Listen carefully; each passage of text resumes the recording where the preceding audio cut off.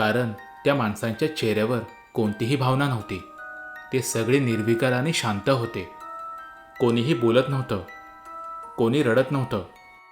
फक्त मशाली आणि शांत चालणारी माणसं.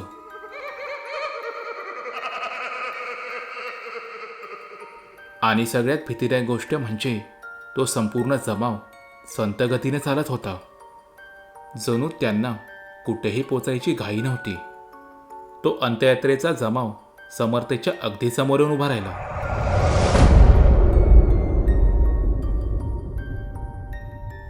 जमावातील सर्व लोक एकटक त्याच्याकडे पाहू लागले. त्या सर्वांच्या चेहऱ्यावर अजूनही कोणताही भाव नव्हता. यामुळे समर्थाने हिम्मत करून त्यांना विचारलं, काय झालं?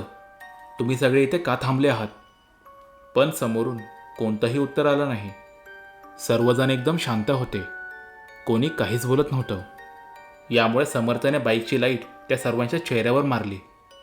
बाईकच्या हेडलाईटचा उजेड त्यांच्या चेहऱ्यावर पडताच त्या सगळ्यांचे रूप बदलू लागले.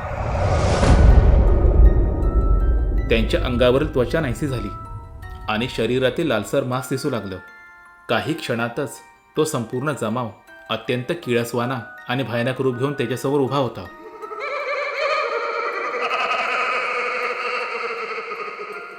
समोरचं भयानक दृश्य पाहिल्यावर समर्थच्या लक्षात आलं, ही साधी अंत्ययात्रा नाही, तर ही आहे भूतांची अंत्ययात्रा.